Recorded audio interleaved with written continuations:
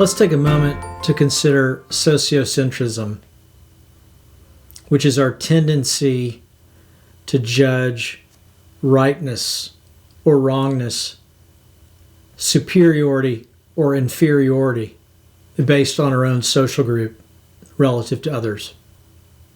There are three major traps to avoid that happen somewhat frequently and are, in fact, sociocentric in nature. The first trap to avoid is labeling for the sake of labeling, minimizing people, for example, to just a box, whatever that box may be. Myers-Briggs, Berkman, DISC, Enneagram, social styles, insert personality profile, or anything along those lines here. Second trap to avoid is using one style as a license or excuse for our behavior. Well, this is what it says about my personality or behavior, and therefore, I guess I'm just going to behave that way. Third trap is when we actually demonize differences, specifically others' differences from our own.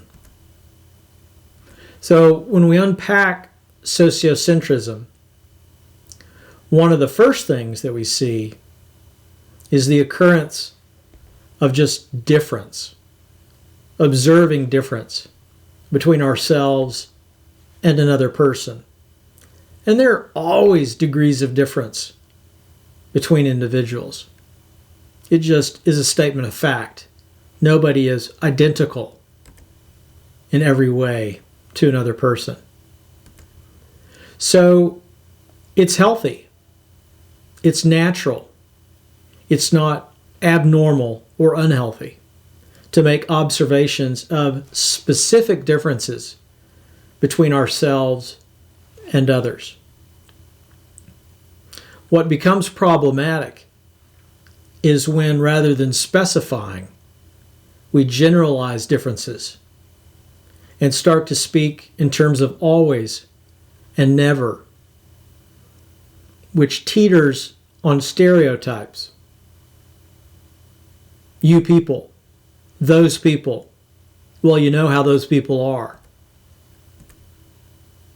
When that starts to happen, generalizing leads to viewing other people through the lens as an entity rather than a person.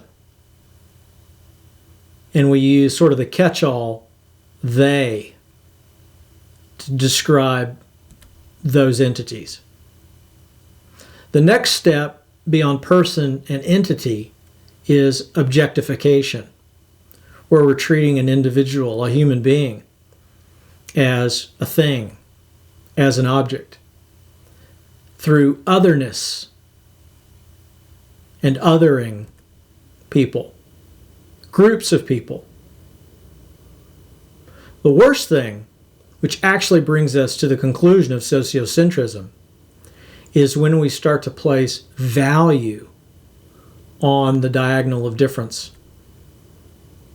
starting to perceive ourselves as superior and others as inferior. So no matter the exercise, whether you're going through some sort of personality analysis or communication tool or anything that tries to simplify, that in and of itself is not problematic. It's just fine. We all have shorthand.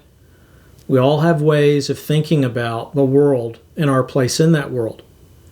But once we start to other individuals and clump and cluster into groups, and beyond that, to place value, worth on those differences, and contrasting others against our own sense of superiority and self, we've devolved into the phase of sociocentrism and bias. So beware generalizations and thinking of others as objects.